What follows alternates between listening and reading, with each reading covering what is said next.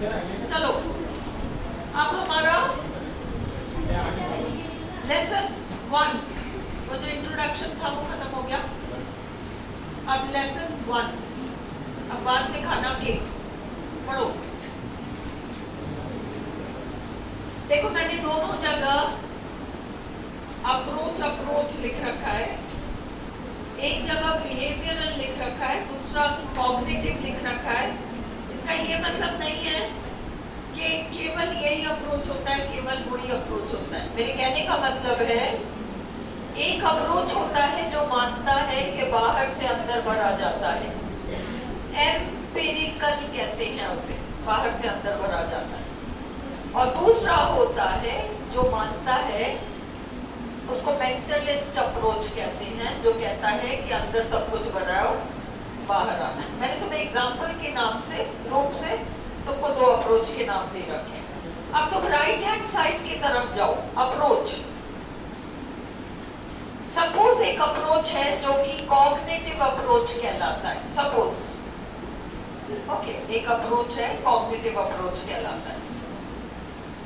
उस cognitive approach के अंदर कितने ही मेथड्स हो सकते हैं? देखो इतने सारे 1 2 3 4 5 मेथड्स। अप्रोच एक, अप्रोच के अंदर मेथड होता है, मेथड के अंदर अप्रोच नहीं होता, मेथड के अंदर टेक्निक्स होते हैं। अप्रोच बड़ा, उसके अंदर 4-5 मेथड्स, उसमें से एक मेथड को चुना जाता है और फिर उस मेथड के टेक्निक्स हो सकते हैं। क्लियर? जिस मेथड को चुना फिर उस मेथड को इम्प्लीमेंट करने के लिए या लागू करने के लिए कुछ टेक्निक्स को लिया जाता है। चलो, एन अप्रोच, डेफिनेशन याद रखो हर चीज की। An approach is a set of assumptions. Assumptions, धारणाएं। मैंने तुम्हें बताया था ना, डब्बा है सामने, डब्बा खाली है, बाहर से भरा जाना है, ये भी एक धारणा है। और डब्बा भरा है, बस उसका ढक्कन खोलना है और अंदर की चीज को बाहर निकालना है, अंदर ऑलरेडी चीज है, ये भी एक धारणा है। Assumptions, धारणाएं। आप जिस धारणा को लेकर चलते हो वो आपका अप्रोच है। An approach is a set of assumptions, धारणाएं, dealing with the nature of language teaching and learning. Language कैसे पढ़ाई जाती है, लैंग्वेज कैसे सीखी जाती है, ये सारी बातें, इनको लेके कुछ धारणाएं होती हैं। It describes the nature of the subject matter to be taught. कैसा सब्जेक्ट मैटर है और उसे कैसे सिखाया जा सकता है, उसका वर्णन होता है। It is axiomatic, unquestionable. फिर उस पर एक बार एक अप्रोच हमने अपना लिया, फिर उस पर सवाल जवाब नहीं किया करते, वो फाइनल अप्रोच है। A method is an overall plan. Method एक प्रकार का प्लान होता है, सिस्टम होता है, डिजाइन होता है for the orderly presentation of language material. किस तरीके से व्यवस्थित रूप से लैंग्वेज से संबंधित मटेरियल को प्रस्तुत किया जाए। एक प्लान के अंदर, एक मेथड के अंदर कई पार्ट्स हो सकते हैं, वो पार्ट्स एक दूसरे का विरोध नहीं करेंगे, वो सब साथ चलेंगे और वो सब एक अप्रोच से जुड़े हुए। No part of the plan contradicts any other part of the plan, and the whole plan with all its parts is based upon the selected approach. जब एक पेड़ को उखाड़ते हैं ना, उसकी एक मोटी सी जड़ होती है, वो तो आपका अप्रोच है, और उससे जुड़े हुए बहुत सारे ऐसे, सारी वो छोटी मोटी जड़ें उस मोटी जड़ से कनेक्टेड है। वो सारी छोटी मोटी चीजें उस मोटी जड़ से कनेक्टेड है। लाइक दैट अप्रोच से मेथड और मेथड के सारे टेक्निक्स कनेक्टेड होंगे। तो विद इन, ये याद रखना, with in one approach there can be many methods, a method is procedural. अगला, अ टेक्निक इज इम्प्लीमेंटेशनल। क्लासरूम में एग्जैक्टली क्या करते हैं, कैसे सिखाते हैं, ये सब आपका इम्प्लीमेंटेशनल है। इट इज दैट, ये हर वो चीज है जो एक्चुअली क्लासरूम में होता है, which actually takes place in a classroom. It is a particular trick या कोई strategy और contrivance, तरीका, contrivance used to accomplish an immediate objective. एक लक्ष्य है और उस लक्ष्य को पाने के लिए क्या क्या किया जाता है, वो टेक्निक है। किस तरीके से लक्ष्य को साधा जाए, वो आपका टेक्निक है। Techniques are consistent with the method. जैसा मेथड उससे जुड़ा हुआ टेक्निक, और जैसा अप्रोच उससे जुड़ा हुआ method, and therefore in harmony with the approach as well. चलो, a brief history of language teaching. English is the world's most widely studied foreign language today. और भी है क्या? मेरे पास नहीं।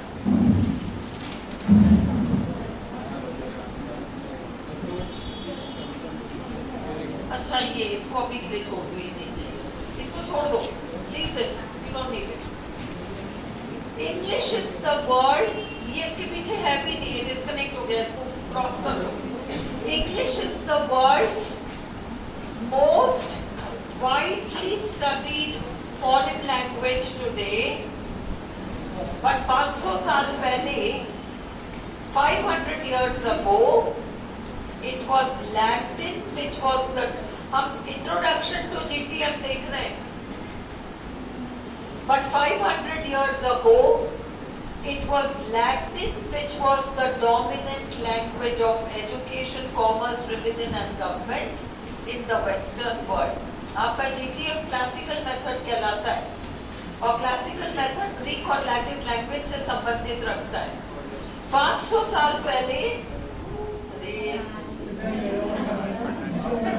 रानी की शादी में 17 विघ्न, वैसे टीचिंग मेथड ऊपर से ये और ना करें।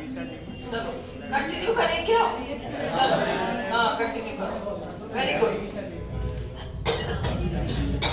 500 साल पहले it was Latin which was the dominant language of education.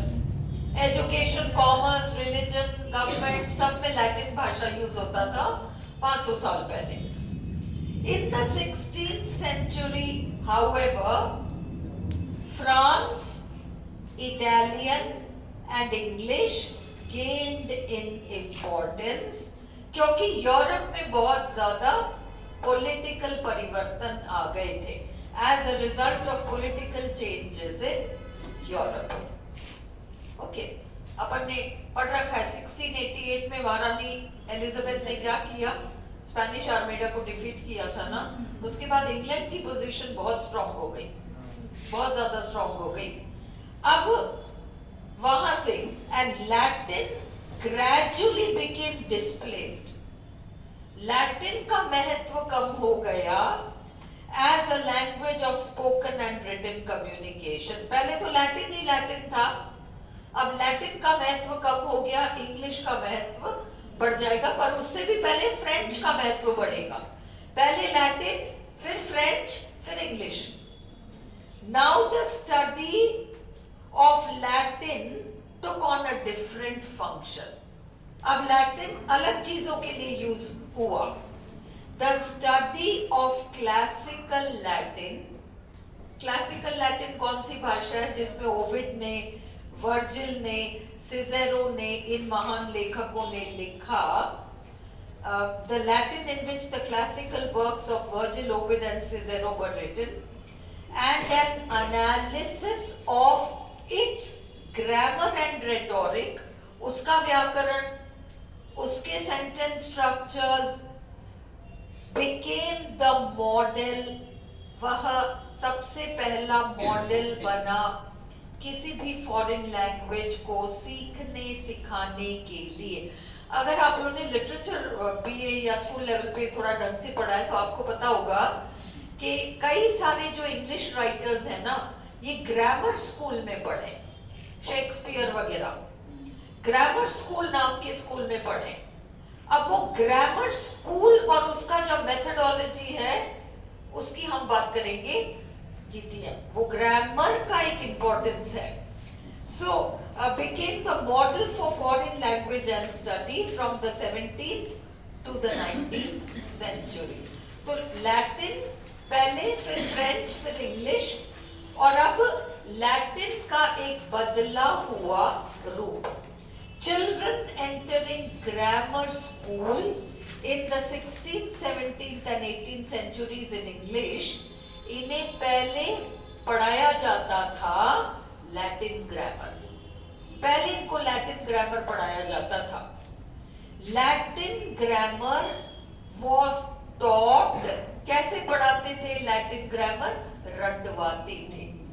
Was taught through rote learning of grammar rules, रटवा देते थे ग्रामर के नियम। स्टडी ऑफ कॉन्जुगेशंस, टेंस वगैरह पढ़ा दिया करते थे। एंड ट्रांसलेशन प्रैक्टिस, और फिर अनुवाद कराना सिखाते थे। इन राइटिंग सैंपल सेंटेंसेस, जोर सेंटेंसेस पर है। क्या करेंगे, उसका एग्जैक्ट जो तरीका था वो हम एक्सरसाइज में देखेंगे तो तुम्हें समझ में आ जाएगा। बेसिक एक सेंटेंस का स्ट्रक्चर देते थे, जैसे कोई सिचुएशन ले लेते और उस सिचुएशन में छोटे छोटे छोटे छोटे छोटे छोटे 7-8 एक्शंस, फिर वो basic basic basic subject verb subject verb subject verb subject verb adjective, इस तरीके से चलाते थे। और फिर उसी में डिग्रीज ऑफ कंपैरिजन इंट्रोड्यूस करते थे वो लोग, और इस तरीके से पढ़ाया करते थे। फ्लुएंसी वाज, ये पॉइंट काटो, fluency was encouraged over accuracy को काटो क्योंकि ये नहीं है। एक्चुअली एक्यूरेट ट्रांसलेशन, इस लाइन को ही काट लो तो मेरे को भी पहले दे। ये नोट्स एक्चुअली मैंने 5-6 दिन पहले बनाए थे, but this point is not correct. By the 19th century तक आते आते this approach based on the study of Latin had become the standard way of studying foreign languages in schools. इसलिए English as second language हम पढ़ रहे हैं। भाई mother tongue है फर्स्ट और सेकेंड लैंग्वेज अपना इंग्लिश है, तो इंग्लिश जो है, इंग्लिश एज सेकेंड लैंग्वेज, कोई भी फॉरेन लैंग्वेज या कोई भी अन्य भाषा जो बच्चा सीखता है उसके नियम इन लोगों ने अलग निर्धारित किए शुरू में, कि इसको पढ़ने का तरीका अलग होना चाहिए। मदर टंग अलग है, सेकेंड लैंग्वेज लर्निंग अलग है ना। बाद में ये लोग बदलेंगे कि नहीं नहीं, जैसे एक भाषा सीखते हैं वैसे सारी भाषाएं सीख सकते हैं, और जैसे मदर टंग बच्चा सीखता है वैसे सारी भाषाएं सीख सकते हैं। ये बहुत बात की बात है।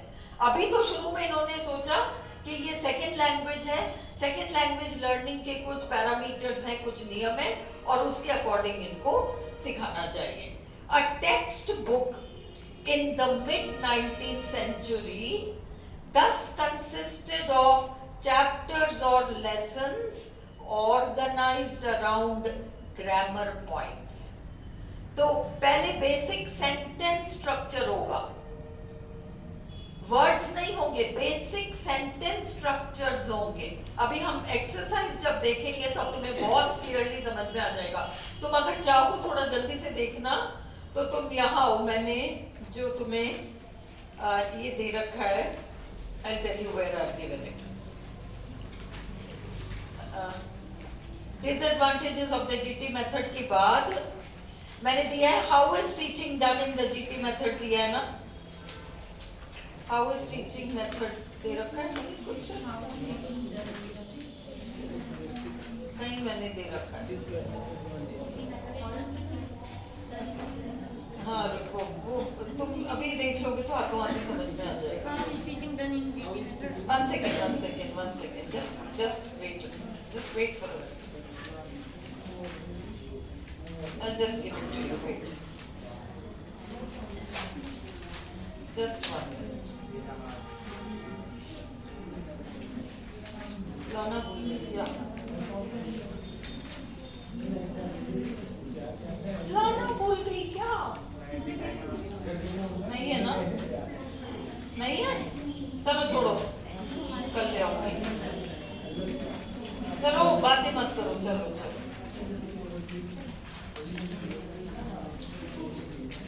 अरे इतनी मुश्किल से लिखा था, ले ही आती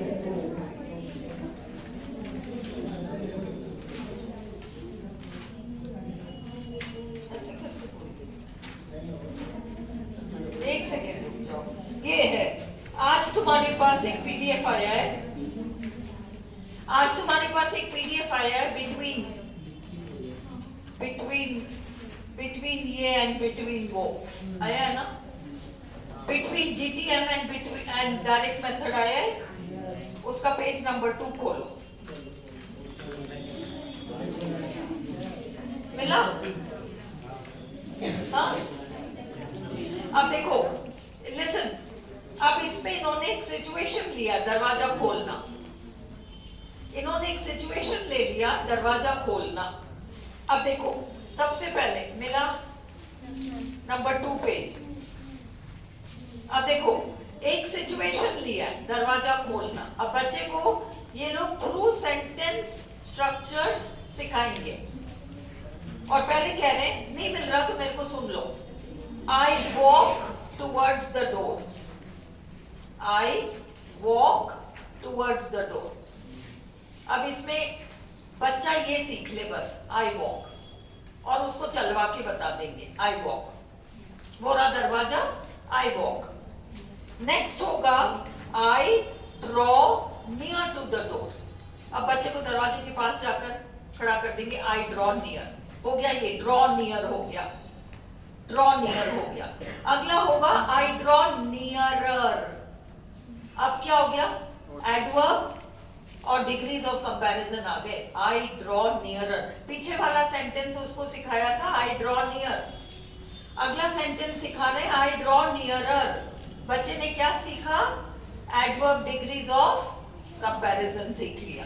फिर अगला I reach the door, पहुंच गया। अब उसने स्टार्ट किया था वॉक वर्ब से, फिर वो अगले वर्ब पर गया ड्रॉ नियर, फिर वो adverb degrees of comparison draw nearer पर आया, फिर उसने अगला वर्ब सीखा आई रीच, और रीच के बाद आई स्टॉप, स्टॉप के बाद मैंने हैंडल पकड़ा, अरे हैंडल पकड़ा, फिर I turn the handle, I open the door and so on. ये जो स्टेप बाय स्टेप स्ट्रक्चर्स देके सिखाना है, और उसी के अंदर फिर डिग्रीज ऑफ कंपैरिजन चेंज करना या वर्ब्स को चेंज करना, स्ट्रक्चर वही मेंटेन करना, ये सारा एक तरीका है। इसलिए Latin grammar was taught through, ये था ना, Latin grammar was taught through rote learning of grammar rules, study of conjugations, tenses वगैरह, and translation practice in writing sample sentences. Sentences को translate करवाते थे वो। By the 19th century, this approach based on the study of Latin had become the standard way of studying foreign languages in schools. यही तरीका common तरीका हो गया, यही oldest तरीका है, oldest तरीका यही है। A textbook in the mid 19th century thus consisted of chapters और lessons organised around grammar points. Grammar points क्या है? जैसे वर्ब सिखाया, फिर एडवर्ब सिखाया, फिर एडवर्ब में डिग्रीज ऑफ कंपैरिजन सिखाया, तो चैप्टर्स ऐसे बनेंगे। एक सिचुएशन, वर्ब सीखो, फिर वर्ब्स के साथ जुड़ने वाले एडवर्ब सीखो, फिर एडवर्ब्स के बाद उन डिग्रीज ऑफ एडवर्ब्स को सीखो, स्टेप बाय स्टेप ग्रामर के थ्रू एंड सेंटेंसेस के थ्रू सिखाया जाता था। Each grammar point was listed, rules on it's use were explained and it was illustrated bye sample sentences. Of the many books published during this period, those written by, और ये नाम important है, Siddons, Tucker and Klotz, Germans हैं ये, Germany के लोग हैं ये। Siddons, Tucker, ये जो U के ऊपर डबल डॉट लग रहा है ना, ये जर्मन भाषा का है। And Klotz were most important. अब देखो इसने क्या किया, साइडन्स टक्कर ने क्या किया। साइडन्स टक्कर reduced the material, ग्रामर का सारा मटेरियल उसने कुछ कटे से, मतलब अलग अलग डिस्कनेक्टेड वाक्यों में, उसने ग्रामर में कुछ सेंटेंसेस पर जोर दिया। Disconnected sentences to illustrate specific rules. कुछ रूल्स को समझाने के लिए उसने कुछ वाक्यों को यूज किया। He divided his text carefully into two parts. Siddons, Tucker ने अपने टेक्स्ट को दो भागों में विभाजित किया। One giving the rules and necessary paradigms. वो भी paradigms भी rules ही हैं, मतलब rules of structure। और दूसरा and the other giving French sentences for translation into German, French भाषा से जर्मन भाषा में कैसे अनुवाद करते हैं ये सिखाया, क्योंकि साइडन्स टक्कर जर्मन था। And German sentences for translation into French. तो अपन इंडियन क्लासरूम्स में क्या करेंगे, English to Hindi and Hindi to English. जैसे इसने फ्रेंच से जर्मन और जर्मन से फ्रेंच करना सिखाया और सेंटेंस को अपना बेस बनाया। The immediate aim, लक्ष्य क्या था, स्टूडेंट को क्या करना आना चाहिए, स्टूडेंट को रूल लागू करके वाक्य बनाना आना चाहिए। The immediate aim was for the student to apply the given rules by means of appropriate exercises. Klotz, वो भी जर्मन है, इसने क्या किया, Two divided his text into two parts. इसने भी वैसा का वैसा काम किया, साइडन्स टक्कर की ही तरह, similar to साइडन्स टक्कर, but the sole form of instruction was mechanical translation. बिल्कुल मशीनी तरीके से बस अनुवाद करो, mechanical translation Klotz ने introduce किया। This approach to foreign language teaching became known as the grammar translation method. मतलब क्लासिकल लैटिन लैंग्वेज को सिखाने के लिए जो तरीका अपनाया गया, उसी तरीके को थोड़ा सा पॉलिश किया साइडन्स टक्कर और क्लॉट्स ने। दोनों ने सेंटेंसेस को अपना बेस बनाया।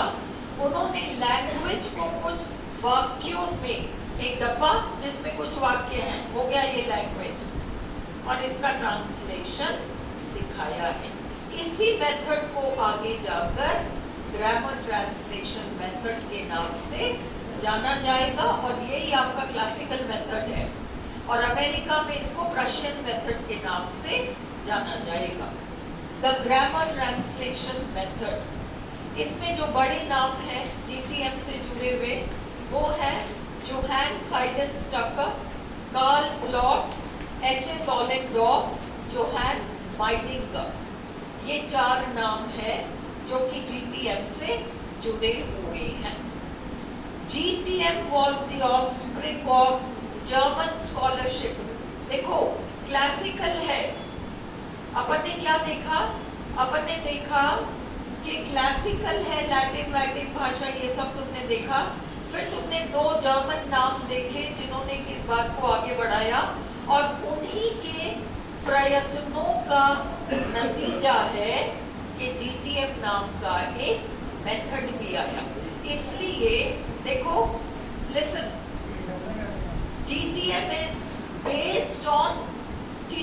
based on classical, but ये किसके स्कॉलरशिप का रिजल्ट है? ये दो जर्मन्स के स्कॉलरशिप का रिजल्ट है। कौन? वो क्लॉट्स और साइमन जैकब। तो GTM was the offspring of German scholarship।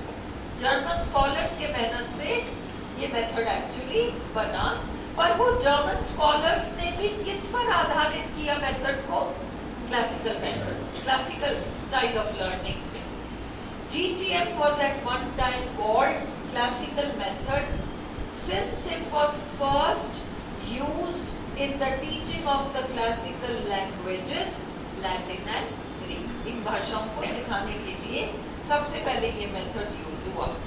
GTM was known in the United States as the Prussian method। ये इसके बेसिक फैक्ट्स हैं। अब फीचर्स क्या है, कैरेक्टरिस्टिक्स क्या है GTM का? GTM approaches the study of language through detailed analysis of its grammar rules। सबसे पहले ग्रामर रूल्स, पहले रूल्स दिए जाते हैं। This is then followed by the application of this knowledge to the task of translating sentences into texts, into का मतलब मातृभाषा से, कोई बात नहीं, into का मतलब मातृभाषा से टारगेट लैंग्वेज इंग्लिश है, नेटिव लैंग्वेज हिंदी है। तो into and out of the target language, क्या होता है out of the target language? मतलब इंग्लिश से हिंदी, into हिंदी से English. It views language learning, GTM language learning को क्या समझता है? As merely memorizing rules and facts। Grammar के कुछ रूल्स और फैक्ट्स को रट लो, याद कर लो। In order to understand the morphology and syntax of the foreign language। तो इंग्लिश को सीखने के लिए आपको उस फॉरेन लैंग्वेज के मॉर्फोलॉजी को सीखना पड़ेगा। क्या होता है? बीच में मत पूछो, मेरे को याद है मुझे क्या क्या समझाना है।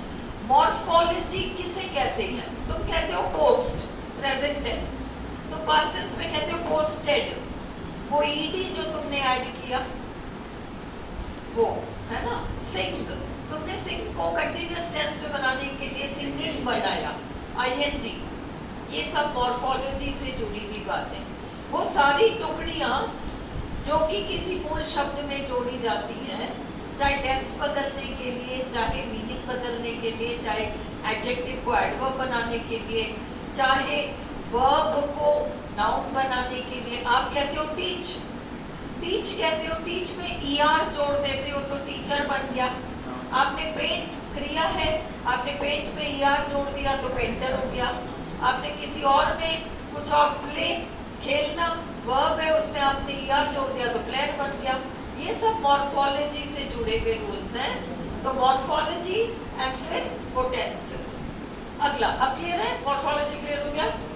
Reading and writing are the major focus, ये याद रखना है आपको। इस वाले मेथड में वो सुनने और लिसनिंग एंड स्पीकिंग जो है, listening audio, aural AURAL, speaking है ना। तो स्पीकिंग आपका ओरल हो गया, ORAL, इसको छोड़ दिया इन्होंने। Very little attention is paid to speaking और लिसनिंग। अगर डिफेक्ट पूछते हैं तो ये बहुत बड़ा डिफेक्ट हो जाएगा। Very little attention is paid to speaking or listening. ये तो डिफेक्ट है. और reading and writing are the major focus, ये इसका फीचर है. The sentence is the basic unit of teaching and language practice. Sentence के सेंटेंस को ये क्या करते थे, ट्रांसलेट कराते थे.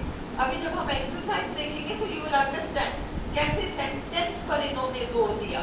अभी जो अपन ने देखा था एग्जाम्पल सिचुएशन दरवाजा वाला, उसमें भी सेंटेंस सिखा रहे. तो much of the lesson is devoted to translating sentences into and out of the target language. क्या है फोकस GTM में? क्या है focus of teaching language? Word या सेंटेंस? सेंटेंस. सेंटेंस को इन्होंने केंद्र बनाया है. It is this focus on the sentence that is a distinctive feature of this method. Accuracy is emphasised. पर एक्यूरेसी देखो, एक्यूरेसी एक शब्द है, सटीक बना. एक्यूरेसी एक्यूरेसी दो चीजों में होती है. एक होता है तुम एक्यूरेटली ट्रांसलेट करो. अपन ने जब देखा the cat is on the mat और फिर हमने देखा the mat is on the cat, उसमें एक्यूरेसी ऑफ स्ट्रक्चर मेंटेन्ड है, पर एक्यूरेसी मीनिंग इग्नोर हो गई. उसी तरह से ट्रांसलेशन की एक्यूरेसी पर ये लोग जोर दे रहे हैं, पर प्रोनाउंसिएशन पर जोर नहीं देंगे. भाई जब तुम वर्बल सुनना और बोलना इस पर जोर ही नहीं दे रहे हो, तो फिर प्रोनाउंसिएशन पर जोर देने वाली बात तो आएगी नहीं. अगर कंसेप्चुअल पूछा तो वो अलग, जरूरी नहीं है पॉइंट टू पॉइंट पूछे. सपोज वो तुमसे true, which of this is not true about GTM? Pronunciation is stressed. तो अगर तुम्हें ये पता है कि स्पोकन और लिसनिंग एंड स्पीकिंग इस पर जोर ही नहीं दिया है, तो प्रोनाउंसिएशन पे क्या जोर देंगे? वो ऑटोमेटिकली नहीं देंगे. तो ये कंसेप्चुअल क्वेश्चन है. क्या आपको पता होना चाहिए कि GT में they have not paid attention to pronunciation. Accuracy है but only in translation. Pronunciation में कोई एक्यूरेसी वाली बात ही नहीं है, क्योंकि करा ही नहीं रहे. Students are expected to attain high standards in translation. कि ट्रांसलेशन में आपका स्टैंडर्ड हाई होना चाहिए. Grammar is taught deductively by presentation of grammar rules and the study of grammar rules. This is then practiced through translation exercises. In most GTM texts, a syllabus was followed by sequencing the grammar points throughout the text. अभी अपन ने जो sentences देखे थे, वो दरवाजा, he walks towards the door, फिर draw near, phrasal verb आ गया. पहले तो उन्होंने verb कराया है ना, draw near पूरा sentence किया है, I draw near. फिर उन्होंने फ्रेजल वर्ब्स कराए. पहले तो कहा I walk towards the door, फिर उन्होंने फ्रेजल वर्ब इंट्रोड्यूस किया I draw near. फिर उन्होंने उस वर्ब में भी एक एडवर्ब वाला जो है उसको डिग्री ऑफ कंपैरिजन में नियरर कर दिया. ऐसे वो सीक्वेंसिंग करते हैं ग्रामेटिकल एलिमेंट्स को और उनको वाक्यों के माध्यम से पढ़ाते हैं. And grammar was taught in an organised and systematic way. The students' native language is the medium of instruction. तो फिर English medium of instruction नहीं रहेगा, क्लासरूम में native language medium रहेगा. वहाँ पे 10 की बात क्या आया? शायद मैंने उल्टा सीधा कुछ लगा दिया क्या? 11. The ability to communicate in the target language, मतलब अंग्रेजी बोल पाना is not a goal of foreign language instruction. ये उद्देश्य तो है ही नहीं कि बच्चा भाषा बोले। The teacher is the authority in the classroom. ये माइनस पॉइंट है GTM का, मतलब टीचर सेंटर्ड है, स्टूडेंट सेंटर्ड नहीं है ये। It is very important that the students get the correct answer. Learning is facilitated through attention to similarities between the target language and the native language. जब अपन ने idioms and phrases पढ़े थे तो अपन ने क्या किया, एक इंग्लिश इडियम लिया और उसका हिंदी इक्विवेलेंट ढूंढा, वो याद रखना इजी हो जाता है। जब तुमने पूरा इडियम इंग्लिश में देख लिया है ना, और उस इंग्लिश इडियम का हिंदी इक्विवेलेंट पूरा देख लिया, अब याद रखना इजी हो जाता है। सो सिमिलैरिटी ढूंढी जाती है between the target language and the native language. It is important for student to learn about the form of the target language. The content is secondary. ये मैं समझा चुकी हूँ, आपको समझ में आ गया form and content का difference. Most of the interaction in the classroom is from the teacher to the students. ये याद रखो, student to student कम है, teacher to student maximum है।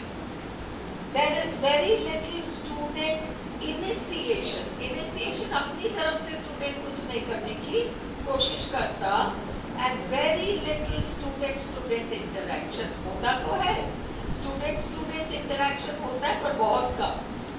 The language that is used in class is mostly the native language of students. The natural order of learning is listening, speaking, reading and writing, but GTM इस natural order को भंग कर देता है, इसलिए GTM को unnatural method माना गया है। GTM को unnatural method माना गया है। अब GTM के बाद कोशिशें की जाएंगी कि हम कैसे न कैसे ऐसा कुछ करें जिससे कि नेचुरल तरीके से, जैसे बच्चा अपना मातृभाषा या मदर टंग सीखता है उस तरीके से कैसे सीखेगा। Question, how does the teacher respond to errors? अगर बच्चा गलती कर दे तो टीचर का रेस्पॉन्स क्या होगा? द टीचर डिसाइड्स, टीचर ही तय करता है whether an answer is correct or not. Answer सही है या गलत है ये टीचर तय करेगा। If the answer is incorrect, अगर टीचर ये पाता है कि बच्चे ने जो आंसर दिया है वो गलत है, तो टीचर दूसरे GTM में what happens? अगर स्टूडेंट ने गलत जवाब दिया तो ऑप्शंस क्या है, क्या होगा? टीचर दूसरे स्टूडेंट से जवाब मांगेगा या मांगेगी, वो भी ना दे सके तो फिर टीचर कुछ जवाब सप्लाई करता है। If the answer is incorrect, the teacher selects a different student to supply the correct answer, या फिर the teacher himself या herself gives the right answer. What are some characteristics of the teaching learning process? इसके कुछ खास जो इस learning method का जो तरीका है इसमें क्या क्या मेन बातें हैं। Students are taught to translate from one language to another. True and false में आए तो बिल्कुल। Often what they translate are readings in the target language. वो उस फॉरेन लैंग्वेज, टारगेट लैंग्वेज, हमारे केस में इंग्लिश के, कुछ ऐसी चीजें पढ़ेंगे जिससे उन लोगों का कल्चर और लिटरेचर हमें पता चलता है।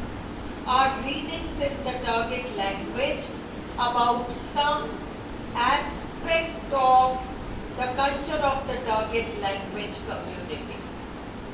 तो वो टारगेट लैंग्वेज के कल्चर उनकी लाइफस्टाइल, उनका लिटरेचर, ये इंपॉर्टेंट बातें हैं। Culture, literature of the target language community, ये इंपॉर्टेंट है। स्टूडेंट स्टडी ग्रामर डिडक्टिवली, ये भी आपको समझ में आ गया। दैट इज, कहने का मतलब है they are given the grammar rules and examples, they are told to memorise them, उन्हें बता दिया जाता है कि इन्हें रट लो, and then they are asked to apply the rules to other examples, फिर तुम और एग्जाम्पल्स पर इनको लागू कर दो। They also learn grammatical paradigms, जैसे टेंस कैसे चेंज करते हैं, जैसे डिग्रीज ऑफ कंपैरिजन। भाई रूल्स ऑफ ग्रामर तो स्ट्रक्चर आ गया, फिर पैराडाइम्स उसके टेंस को कैसे, प्रेजेंट को पास्ट कैसे करते हैं, है ना, पॉजिटिव डिग्री को कंपैरेटिव डिग्री कैसे करते हैं, ये सब सेंटेंसेस के माध्यम से सिखा दिया जाता है। They memorise native language equivalents for target language vocabulary words, शब्दों को वे अपनी भाषा से समझकर और उसको ट्रांसलेट करते हैं, बट सारा का सारा वाक्य नहीं, केवल मोटे मोटे शब्द। What are cognates? Cognates किसे कहते हैं? Cognates are words in two languages that share a similar meaning, है ना, दोनों भाषाओं में मीनिंग सिमिलर है, स्पेलिंग एंड प्रोनाउंसिएशन, लगभग उच्चारण भी सिमिलर है। Students are taught to recognise cognates, students को सिखाया जाता है, क्या हो रहा है पीछे, what is happening, if you are finding the lecture boring please go.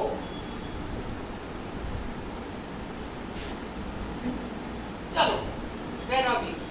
Students are taught to recognize cognates.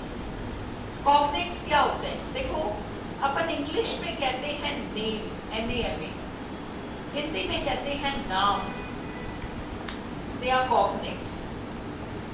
अपन कहते हैं दो हिंदी में, है ना, इंग्लिश में कहते हैं duo, DUO, duo, cognates, sound similar, and उसमें अपन के हिंदी लेटर्स न, आ की मात्रा म है, उनमें एन है, उनमें भी वो अ वाला है, म भी आ रहा है, क्लियर? ये कॉग्नेट्स हो गए। तो you have to learn cognates क्या होते हैं। A words in two languages, दो भाषाओं के शब्द, that share a similar meaning, spelling and pronunciation, जिसमें मीनिंग, स्पेलिंग, उच्चारण सब सिमिलर होता है।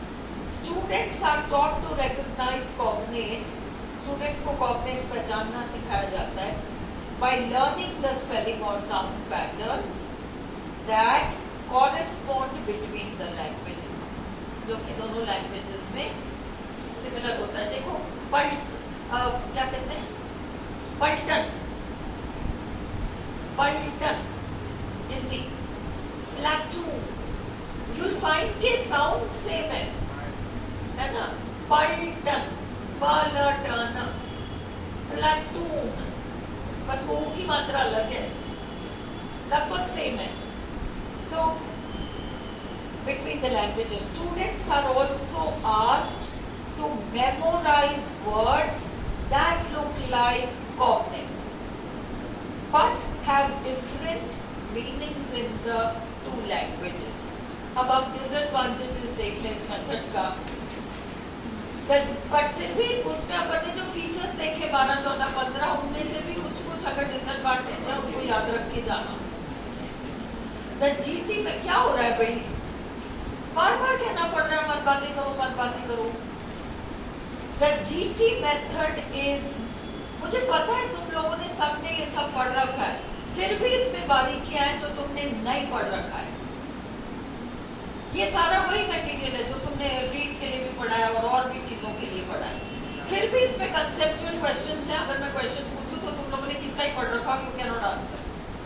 ध्यान तो दो कि मैं क्या करा रही हूँ, कुछ घुस के पूछ लिया सेकंड ब्रेक में, तब हम ये थोड़ी कहेंगे कि ओ तब ये था और वो था और ऐसे पूछ लिया और वैसे पूछ लिया, कुछ भी पूछ सकते हो। अपन को तैयार होना है। जो इसमें डीपेस्ट जहाँ तक जा सकते हैं वहां तक अपन ने एक मेथड कर लिया, अब उनकी मर्जी पड़े जो पूछे, पर तुम क्लास में ध्यान न दो तो ऊपर से निकल जाएगा। See, the GT method is textbook oriented, book पर जोर देता है, and so it gives no opportunity to the learner to listen to or speak the second language, है ना? तो अगर क्वेश्चन को पुट अप करते हैं, तुम्हें ये तो पता है कि लर्निंग एंड स्पीकिंग पर जोर नहीं दिया गया है ना? उसका रीजन पूछ लिया, तो यू शुड नो कि बिकॉज ये टेक्स्ट बुक ओरिएंटेड है, इसलिए ये उस पे रीडिंग एंड राइटिंग पर जोर देता है, ना कि लिसनिंग एंड स्पीकिंग पर, क्योंकि ये टेक्स्ट बुक ओरिएंटेड है। Too many unusable rules and vocabulary to be memorized and translated। कोई कितने स्ट्रक्चर्स याद रखे और उनका ट्रांसलेशन करता रहे सारे स्ट्रक्चर्स का। The method has no theoretical basis, इसकी कोई सिद्धांत नहीं है। It does not offer any principles that are linguistically, language के point of view से, psychology के point of view से और education के point of view से ना valid है, ना sound है, ना proper है। The major defect of this method has been its emphasis on translating all texts and sentences into the learner's mother tongue, as a result of which she continues to be dominated by the influence of the mother tongue। mother tongue से पीछा ही नहीं छूटता, तो वो target language को बोलना सीख ही नहीं पाता।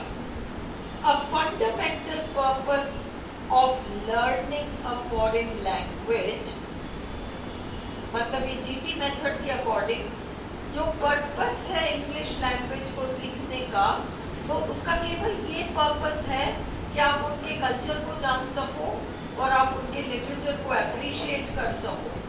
देखो, समय के साथ भाषा के आवश्यकताएं बढ़ जाती है। आज आपका ट्रेड, कॉमर्स, इंटरनेट चलाना, कंप्यूटर चलाना सब इंग्लिश के बगैर काम ही नहीं चल सकता, है ना? अब हम इंग्लिश इसलिए नहीं सीखते कि हम उनके साहित्य की एप्रिसिएशन कर लें या उनकी संस्कृति के बारे में जाने, हमें मतलब ही नहीं है। इंग्लिश के और पर्पसेस हो गए, इंग्लिश के पर्पसेस बदल गए अब, और इसलिए सारे अब मेथड सब बदल जाएंगे। तो a fundamental purpose of learning a foreign language is to be able to read literature written in it। ये जीटी मेथड के लिए है। Literary language is superior to spoken language। वो written language को spoken language से ऊपर मानते थे, ठीक है? The students' study of the target culture is limited to its literature and fine arts। बस literature और fine arts को जान लो, आपने इंग्लिश में जितना जानना है उतना जान लिया, उतना सा पर्पस था पहले। The ability to communicate in the target language is not a goal of foreign language instruction, not a goal। ये तो लक्ष्य है ही नहीं जीटी मेथड में, बोलना तो लक्ष्य है ही नहीं। The primary skills to be developed are reading and writing। Very little attention is given to speaking and listening, ध्यान ही नहीं देते। Audio and oral, सुनना और बोलना, and almost none to pronunciation। pronunciation पर तो बिल्कुल जोर ही नहीं देते। अब बस 5 मिनट 10 मिनट में खत्म हो जाएगी क्लास, थोड़ा और पेशेंस रख लो। ये जीटी मेथड का प्रैक्टिकल एप्लीकेशन इन क्लास। अगर बहुत ज़्यादा बोर हो रहे हो तो you can go, otherwise please pay attention.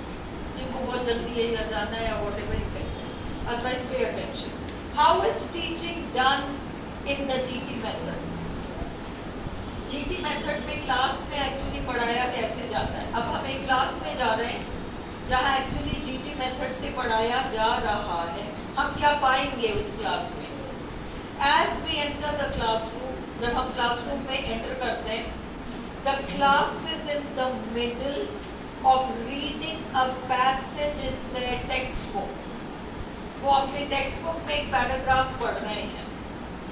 The passage is an excerpt. Excerpt का मतलब extract, लिया गया, एक छोटा सा टुकड़ा. Titled passage या पैराग्राफ का टाइटल है The Boy's Ambition. ये उदाहरण दिया है बस. From Mark Twain's Life on the Mississippi. Mississippi river जो है उसके किनारे रहते रहते मार्क ट्वेन की लाइफ कैसे गई, तो उन्होंने सब डिस्क्राइब किया. Life on the Mississippi. Each student is asked to read a few lines from the passage. कुछ पंक्तियों को पढ़ो पैसेज से, है ना. सारे स्टूडेंट्स को बोला जाता है तुम सब पढ़ो. After they have finished reading, जब वो सब पढ़ चुके होते हैं, they are asked to translate into their native language the few lines they have just read. वाक्य के वाक्य को ट्रांसलेट कराया जाता है बच्चों के द्वारा.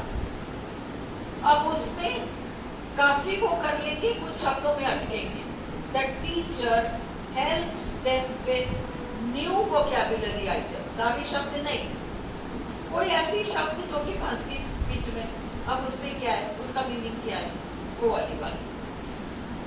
When the students have finished reading and translating the passage, the teacher asks them in their native language. Hindi में ही पूछा जाएगा कि तुम्हारे को कुछ पूछना है क्या, कुछ प्रश्न है क्या. One girl raises her hand and says, "What is paddle wheel?" पूछा उसने इंग्लिश में, पूछा उसने इंग्लिश में है. What is paddle wheel? Teacher मातृभाषा में जवाब देगा. The teacher replies, पतवार चलाने वाला पहिया. Question इंग्लिश में and answer native language में. The teacher then continues in the native language, समझाते हुए कि ये जो पैडल व्हील है कैसे यूज होता है और बोट में इसका क्या काम होता है, और मिसिसिपी के किनारे नाव चलाने वाले लोग उस पैडल व्हील को कैसे यूज करते हैं, वो सारा हिंदी में सुनाएगा. Okay. The teacher then continues in the native language, explaining to the students how a paddle wheel looks, दिखता कैसे है, how it works, and how such paddle wheels were used in the steamboats during Mark Twain's childhood. Mark Twain के बचपन में ये paddle wheels कैसे use हुआ करते थे उस जमाने में. Another child says, अब देखो बच्चा अपना क्वेश्चन इंग्लिश में पूछ रहा है. No understood gorgeous. गलत है स्ट्रक्चर, डजंट मैटर. उसको ये नहीं बोलना आया कि I have not understood, but उसने लैंग्वेज का काम कर दिया और इंग्लिश में बोल दिया no understood, है ना. नहीं समझ आया gorgeous क्या होता है. No understood gorgeous. The teacher translates again native language में, बहुत खूबसूरत. Since the, अब समझ में आ रहा है पैटर्न क्या है टीचिंग का. क्वेश्चन तो बच्चा फिर भी इंग्लिश सेंटेंस बना के पूछ रहा है, गलत बनाओ सलत बनाओ पूछ रहा है, और आंसर उनको नेटिव लैंग्वेज में दिया जा रहा है. Since the students have no more questions, अब questions नहीं है बच्चों के, the teacher asks them to write the answers to the comprehension questions which appear at the end of the extract. अब वो पैसेज का comprehension. The questions are in English. सारे सवाल इंग्लिश में हैं, and the students are instructed to write the answers to them in English. English में जवाब दो. They do the first one as an example. एक बच्चा loudly पूछता है, reads out loud, when did Mark Twain live? ये question है, paragraph के एंड में कॉम्प्रिहेंशन क्वेश्चन है. एक बच्चा पूछता है, दूसरा बच्चा जवाब देता है. Another student replies, Mark Twain lived from 1835 to 1910. ये उस पैसेज में है जो बच्चों ने पढ़ा है ना, उस पैसेज में ये आंसर उपलब्ध है। सही है, शाबाश, says the teacher. All the comments are made in the native language. And the students begin working quietly by themselves. In addition to the questions that ask for information contained within the reading passage, ये important है, इस चीज को समझो। केवल question answer नहीं, दो तरह के प्रश्न अलग से पूछे जाते हैं। कॉम्प्रिहेंशन के अलावा पैसेज आया, उस पर कॉम्प्रिहेंशन पैसेज आया, क्वेश्चन पूछे 4-5, उसके अलावा दो तरह के क्वेश्चंस टीचर पूछेगा और वो दोनों कंसेप्चुअल होंगे। ये देखो, in addition to the questions that ask for information contained within the reading passage, to the point जो होता है ना comprehension में, question 1 उसका आंसर वो रहा, question 2 उसका आंसर उसके नीचे रहा, ये सब तो from the passage है। इसके अलावा दो तरह के प्रश्न पूछे जाएंगे। The students answer 2 other types of questions. A, the first type of questions are based on inferences which show the level of understanding which the student has about the extract. जैसे ये मार्क ट्वेन वाला जो paragraph है, इसमें एक छोटा सा बच्चा है, घर छोड़ के भाग जाता है, घर छोड़ के भाग जाता है, लड़का है, घर छोड़ के भाग जाता है। तो उस पैसेज में बहुत सारे क्वेश्चंस हैं उस चीज के बारे में, बट टीचर एक कंसेप्चुअल चीज अलग से पूछ रहा है कि ये लड़का महत्वाकांक्षी था क्या, ये लाइफ में कुछ करना चाहता था क्या, तुम्हें क्या लगता है? पैराग्राफ पढ़ के तुम्हें क्या लगता है? इसका आंसर उनको पैसेज में नहीं मिलेगा, इसका आंसर उनको पैसेज में नहीं मिलेगा, उनको दिमाग लगाना पड़ेगा और दिमाग लगा के जवाब इंग्लिश में देना पड़ेगा। फर्स्ट, सेकंड टाइप, ये तो फर्स्ट टाइप ऑफ क्वेश्चन है, पैसेज के बाहर से पूछा जाने वाला कोई प्रश्न। सेकंड, पहला प्रश्न उसके बारे में, फर्स्ट तो कॉम्प्रिहेंशन क्वेश्चंस है, उसके ऊपर दो तरह के प्रश्न। पहला तरह का प्रश्न तो उस पैसेज में किसी कैरेक्टर या किसी के बारे में, पर जिसका आंसर तुम्हें पैसेज में नहीं मिलेगा, वो पूछा है। दूसरा, तुम कभी घर छोड़ के भागने की सोच सकते हो क्या? पर्सनल, वो कैरेक्टर को यहाँ पर ले आई। Is this clear? So the first type of questions are based on inferences which show the level of understanding which the student has about the extract, पर उसका आंसर एक्सट्रैक्ट में नहीं मिलेगा। For example, was the boy ambitious or not? What do you think? तुम क्या सोचते हो? और तुम ऐसा क्यों सोचते हो? और तुम ऐसा क्यों नहीं सोचते? ये वाले। दूसरा, the second type of question requires the students to relate the passage to their own experience. तुम ऐसा कर सकते हो क्या? For example, have you ever thought about running away from home? ये खुद से related. After a short while, the teacher, speaking in the native language, tells the students to stop and check their work. तुम रुक कर अपना work check करो। One by one, each student reads a question and then reads his or her response. उसने जो जवाब दिया है, उस response को student पढ़ता है और टीचर डिसाइड करेगा कि वो जो response है वो करेक्ट भी है या नहीं है। So, if it is correct, that is if the answer is correct, अगर बच्चे ने जवाब सही दिया है, the teacher asks another student to read the next question, कि तुम अगला question पढ़ो and answer it. If the answer is incorrect, बच्चे ने जो जवाब दिया है, अगर वो आंसर गलत है, the teacher selects a different student. अब टीचर एक दूसरे स्टूडेंट को सेलेक्ट करेगा to give the correct answer, कि तुम करेक्ट आंसर दो, और अगर वो भी नहीं दे पा रहा है तो टीचर खुद उसका जवाब दे देगा, or the teacher himself or herself gives the right answer. Next, the teacher introduces another activity. He, she asks the students to turn to the next page in their book. There is a list of words there. अब ये क्या है?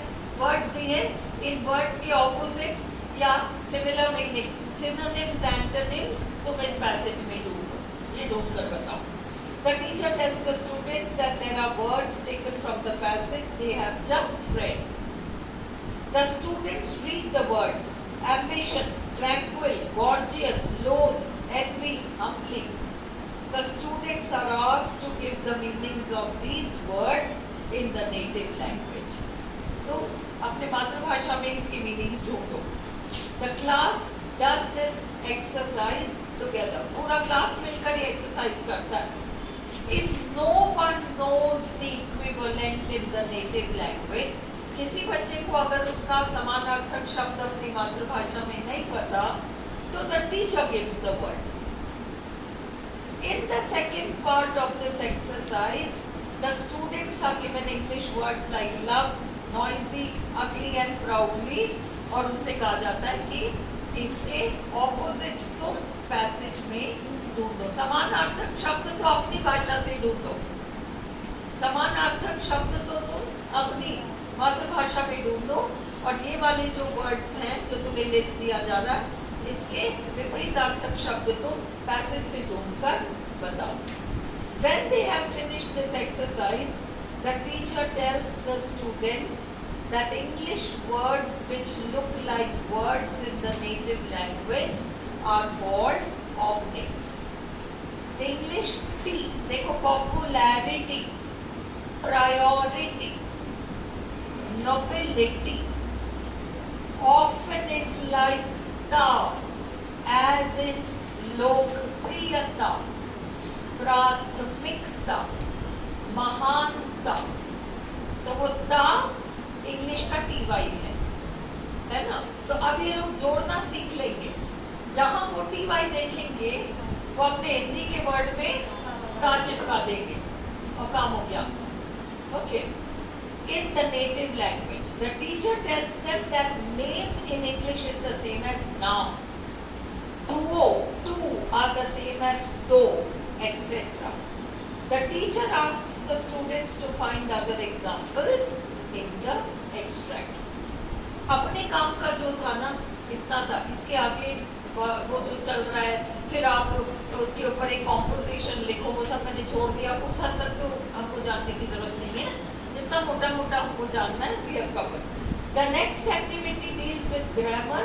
इसमें देखो वो बहुत ज़्यादा importance phrasal verbs को देते थे. Verbs, phrasal verbs, adverbs.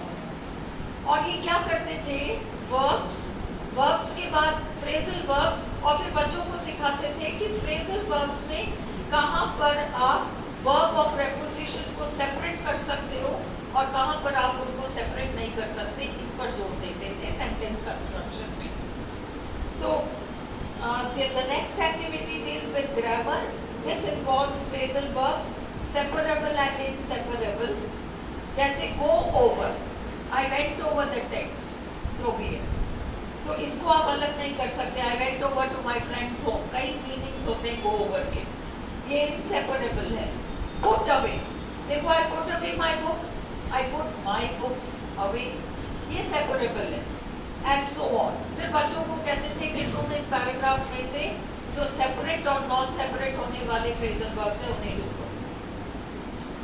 Students are asked to locate other such elements in the passage, and so the teaching and learning work goes on. बस आज का last sheet GTM, grammar and vocabulary are memorized. हाँ होगा आपके पास, हाँ. Grammar and vocabulary are memorized. आज डाला होगा. Plenty of written examples and drills are given. नहीं तो जस्ट सुन लो, समझ में आ जाएगा. Grammar and vocabulary are memorized, ये तो आपको पता है. plenty of written examples and drills are given where grammar rules are elegantly observed. Grammar के नियमों की पालना होती है. The dog is black.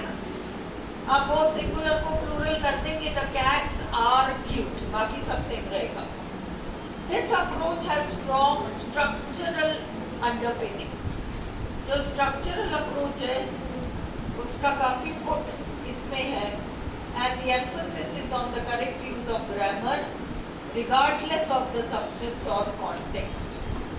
The GTM is best. GTM तब best है जब पढ़ाने का लक्ष्य, that the goal is for the students to read, write the target language as well as to appreciate its literature. ये दो lines आपको याद होनी चाहिए. Reading and writing और उनका culture और literature को appreciate कर पाना. Enough for today, है ना? अब हम कल फिर एक combined class लेंगे. शाम को मत रखो कल भी की combined class. Listen, चलने दो. कल हम आपका GTM और GTM में जो है ना, अगर GTM को सिर के बल खड़ा कर दो तो आपका डायरेक्ट मेथड हो जाएगा. बिल्कुल डायरेक्टली ऑपोजिट है. तो GTM और डायरेक्ट मेथड के बीच के गैप में क्या क्या काम हुआ थोड़ा सा जानो, क्योंकि उसी का रिजल्ट है. जैसे अपने पढ़ा कि लैटिन को पढ़ाते थे, वहां से हमारा ग्रामर ट्रांसलेशन मेथड आया. वैसे क्या हुआ कि डायरेक्ट मेथड आया. और मैं डायरेक्ट मेथड के रूल्स वो सारा मैटर डाल दूंगी. इस तरह को क्या थर्सडे है, आपके पास चॉइस है. आप चाहो तो लिसन पेंडिंग रखो, आप चाहो तो परसों ले सकते हो कंबाइंड क्लास और कल नहीं, और आप चाहो तो कल ही ले, आपकी मर्जी है. टेल मी अभी बता दो. कल ले लोगे? चलो हाँ ठीक है. हम 22 को छुट्टी भी तो करना चाहते, तो मैं डायरेक्ट मेथड आज रात को ही डालूंगी. तुम लोग कल सुबह या तो प्रिंट ले लेना या कुछ, मैंने लिखा नहीं